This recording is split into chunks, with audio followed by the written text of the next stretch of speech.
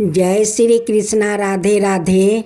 आज आप सभी ने सुनेंगे शुक्रवार की माँ संतोषी की व्रत कथा और साथ में आरती। जो माँ संतोषी की व्रत कथा सुनते हैं उन पर माँ संतोषी प्रसन्न हो जाती है, उनकी सारे मनोकामना पूर्ण कर देती है। तो माँ संतोषी की एक बार जय बोलकर कथा सुने। आज आप सुनेंगे शुक्रवार की व्रत कथा। पौराणिक कथाओं के अनुसार माँ संतोषी के पिता भगवान गणेश और माता रिद्धि सिद्धि है और धन धनाए और रत्नों से भरा परिवार होने के कारण इन्हें देवी संतोषी कहा जाता है। धर्म शास्त्रों की माने तो शुक्रवार का दिन देवी लक्ष्मी के साथ ही माता संतोषी को भी समर्पित होता है, इसलिए इन दिन इनकी पूजा और व्रत को बेहद शुभ माना जाता है। संतोषी माता का व्रत 16 शुक्रवार तक करने से स्त्री पुरुष की सभी मनोकामना पूरी होती है, परीक्षा में सफलता मिलती है, व्यवसाय में लाभ होता है और घर में सुख समृद्धि भी आती है। अविवाहित कन्या अगर संतोषी माता का व्रत करे तो माँ की कृपा से उन्हें सुयोग वर मिलता है। शुक्रवार को रखे जाने वाले माता संतोषी का व्रत शुक्ल पक्ष के प्रथम शुक्रवार से शुरू किया जाता है। सुख सौभाग्य की प्राप्ति के लिए माता संतोषी के 16 शुक्रवार तक व्रत किए जाने का विधान है। सूर्योदय से पहले उठकर घर की सफाई करें और स्नान आदि के पश्चात घर में किसी सुंदर पवित्र जगह पर माता संतोषी की प्रतिमा या चित्र स्थापित करें। माता संतोषी के सामने कलश रखें। कलश के ऊपर कटोरी में गुड़ और चने रखें। संतोषी माता के सामने घी का दीपक जलाए। माता को रोली, अक्षत, फूल, नारियल, लाल वस्तु या चुनरी अर्पित करें। माता संतोषी को गुड़ और चने का भोग लगाए। संतोषी माता की जय बोलकर माता की गाथा आरंभ करें। गाथा पूरी होने पर आरती करें और प्रसाद का भोग लगाए। संतोषी माता का व्रत करने वाले स्त्री पुरुष को खट्टी चीज का सेवन और स्पर्श नहीं करना चाहिए। माता संतोषी को भोग लगाने वाला प्रसाद गुड़ और चने व्रती को भी खाना चाहिए। मानता है कि ऐसा करने से माता रानी की कृपा हमेशा बनी रहती है। संतोषी माता कमल के फूलों में विराजमान है। ऐसे में माता संतोषी की पूजा के दौरान उन्हें कमल का पुष्प अर्पित करना चाहिए और चौकी कमल का फूल अधिकतर गुलाबी रंग का होता है, इसलिए इस दिन हल्के या गहरे गुलाबी या लाल रंग के वस्तु धारण करें। अब सुने संतोषी माता की व्रत कथा। एक बुढ़िया माई थी जिसके 7 बेटे थे। उनमें से 6 कमाते हैं और 1 ना कमाने वाला है। ओ बुढ़िया माई उन 6 को अच्छी रसोई बनाकर बड़े प्रेम से खिलाती है, पर 7वें को बाचा कुचा जूठन बिटोर कर खिलाती है। परंतु वो भोला था, वो मन में कुछ भी विचार नहीं करता है। एक दिन वो अपनी पत्नी से बोला, देखो मेरी माता को मुझसे कितना प्रेम करती है। उसने कहा, हाँ तुम्हें तो सभी की जूठन जो खिलाती है, फिर भी तुम उसको बड़ाई करते हो। बीरू अपना पत्नी को बात को विश्वास नहीं करता है। वो कहती है, मेरी बात को विश्वास नहीं है तो चाहो तो तुम समय आने पर देख सकते हो। एक दिन बहुत बड़ा त्योहार आया।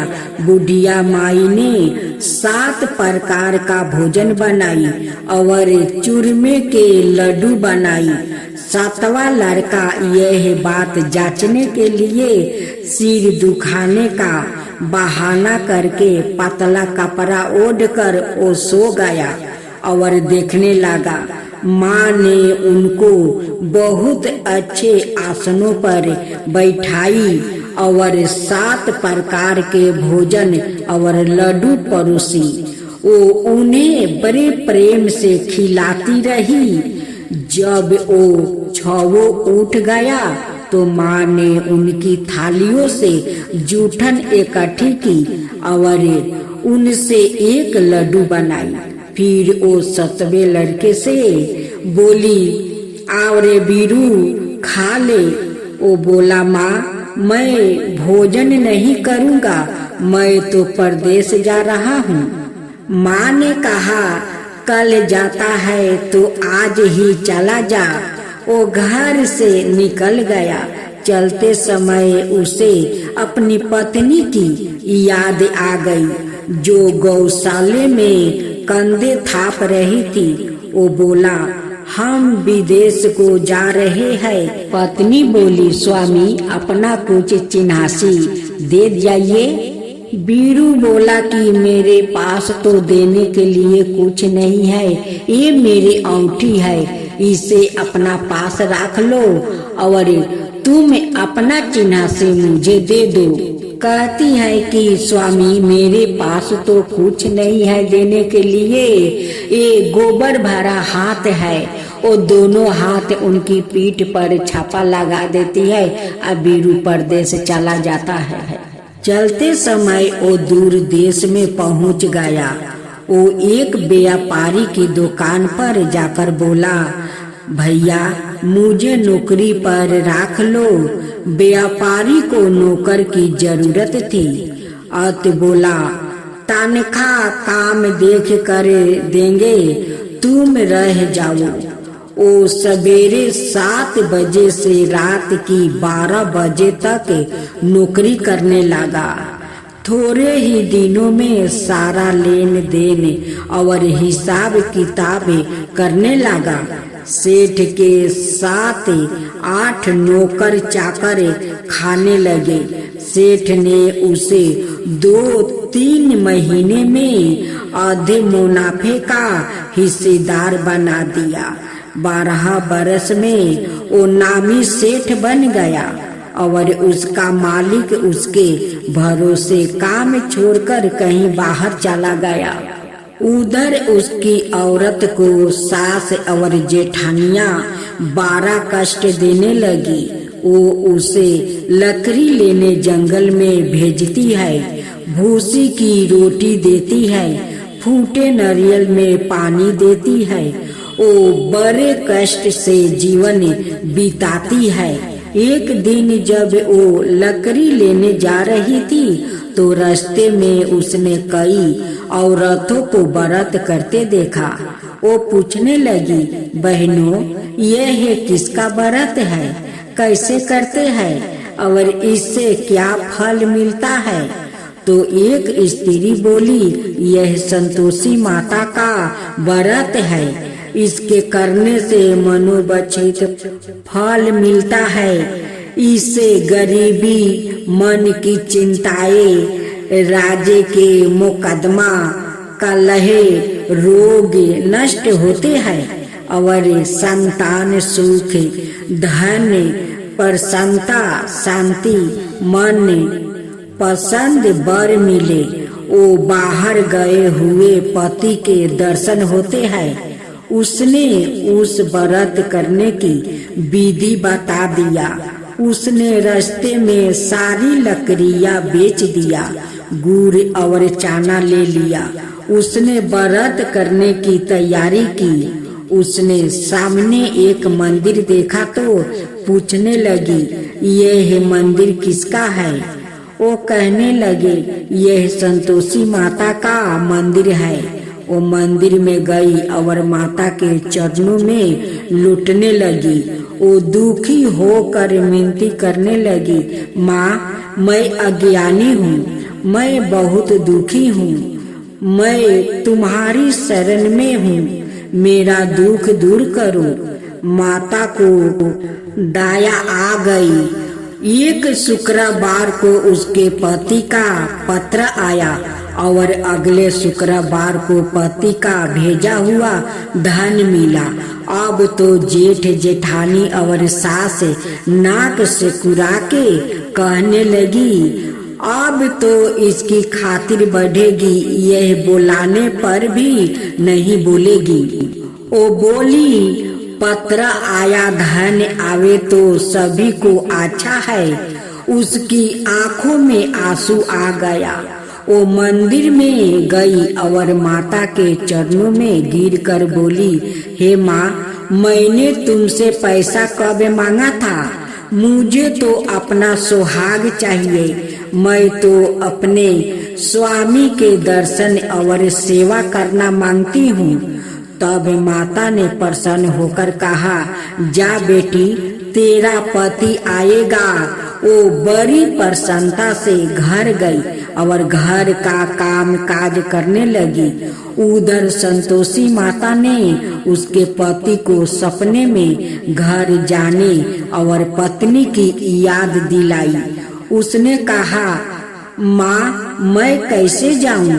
परदेश की बात है, लेन देन का कोई हिसाब नहीं है। माँ ने कहा, मेरी बात मान, सवेरे नहा धोआ कर मेरा नाम लेकर घी का दीपक जलाकर दंडवत करके दुकान पर बैठना। देखते देखते सारा लेन देन साफ हो जाएगा, धन का ढेर लग जाएगा। सवेरे उसने अपने सपने की बात सभी से कही तो सब दिलगी उड़ाने लगा। वो कहने लगे कि कहीं सपने भी सत्य होते हैं। पर एक बूढ़े ने कहा, भाई, जैसे माता ने कहा है वैसे करने में क्या डर है? उसने नहा धोआकर माता को दंडवत करके घी का दीपक जलाया और दुकान पर जाकर बैठ गया। थोड़ी देर ही में सारा लेन देन साफ हो गया, सारा माल बिक गया और धन का ढेर लग गया। वो प्रसन्न हुआ और घर के लिए गहने और सामान बेगरह खरीदने लगा। वो जल्दी ही घर को रवाना हो गया। उधर बेचारी उसकी पत्नी रोज लकड़ियां लेने जाती है और रोज संतोषी माता की सेवा करती है। उसने माता से पूछा, हे माँ, यह धूल कैसी उड़ रही है? माता ने कहा, तेरा पति आ रहा है, तू लकड़िया के 3 बोझा बना ले, एक नदी के किनारे रख दे, एक यहाँ रख और तीसरा अपने सिर पर रख ले। तेरे पति के दिल में उस लकड़िया के गट्ठर को देखकर मोह पैदा होगा।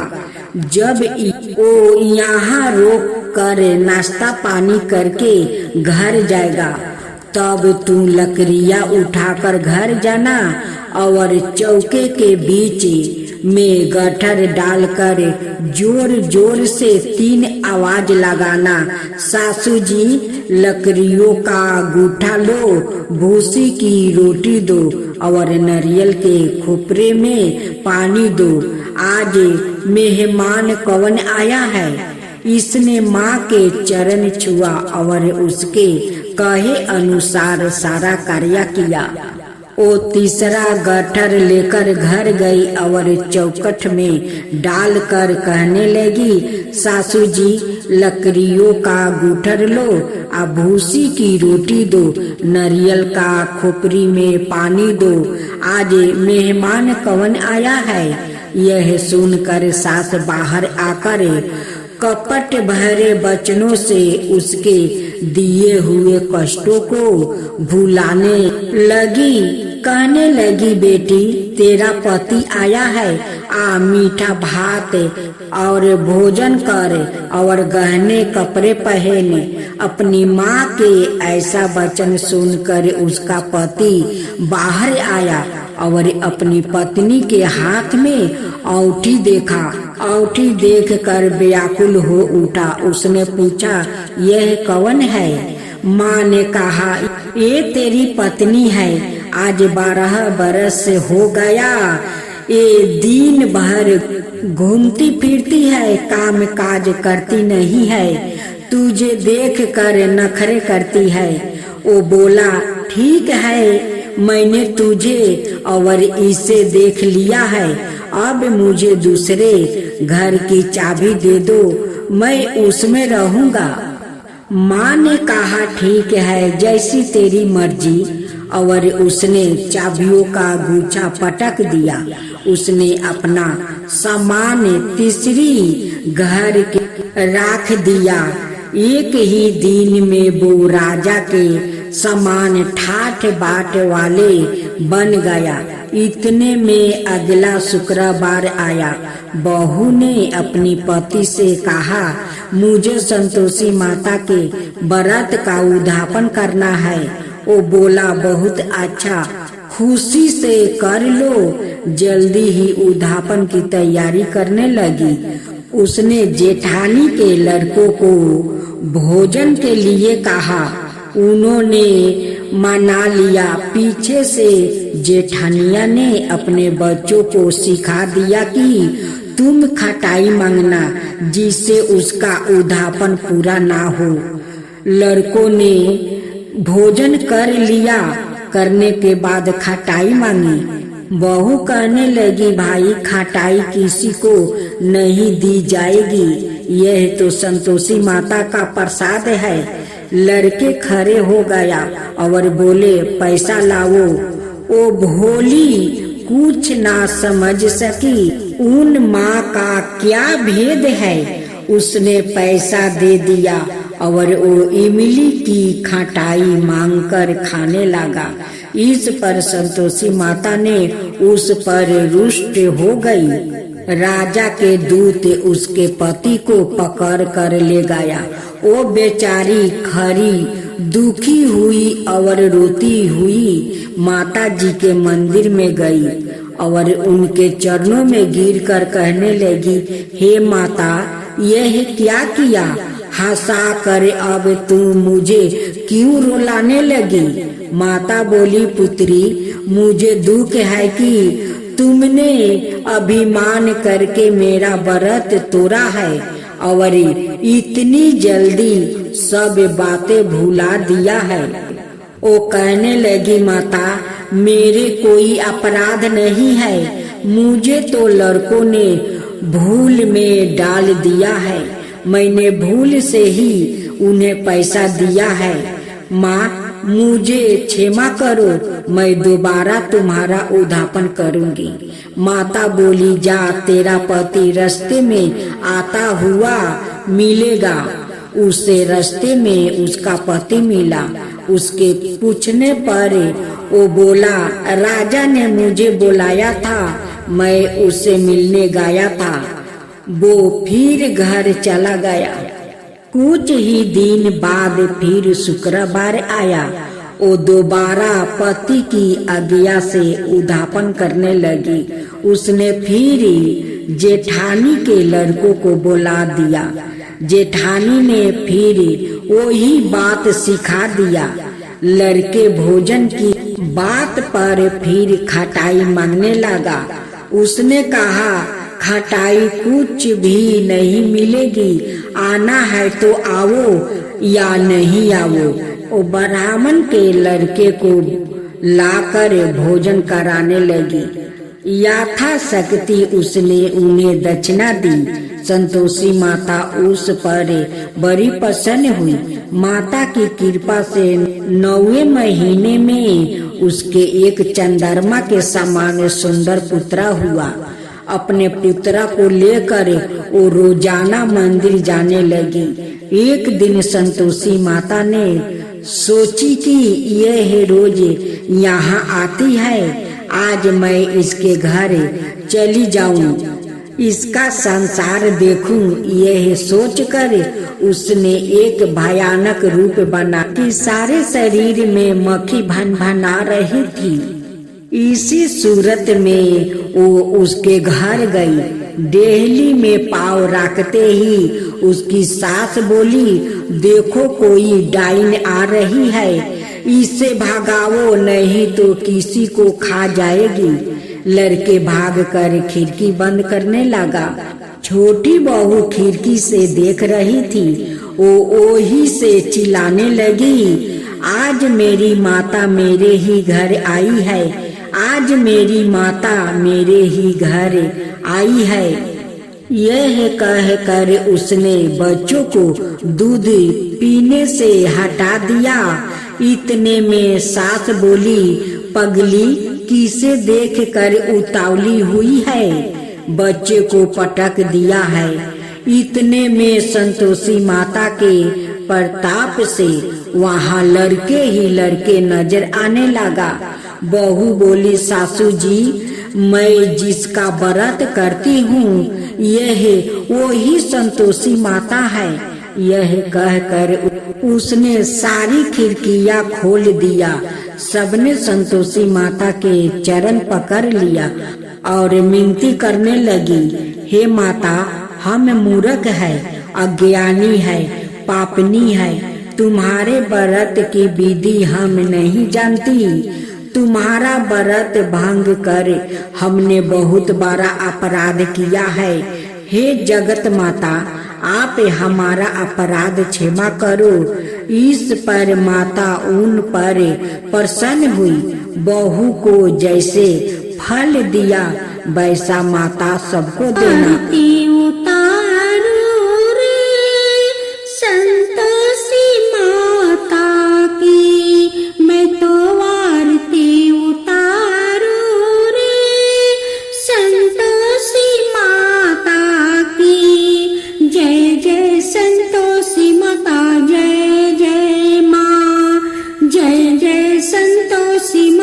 जय जय माँ, बड़ी ममता है।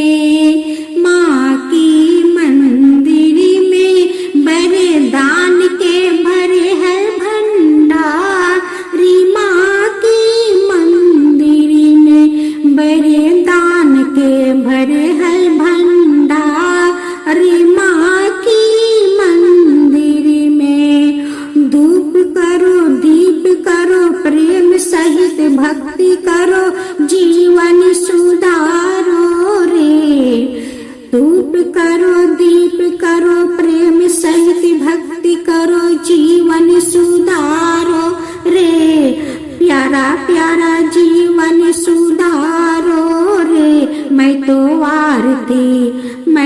आरती उतारू रे संतोषी माता की मैं तो आरती उतारू रे संतोषी माता की जय जय संतोषी माता जय जय माँ जय जय संतोषी माता जय जय माँ।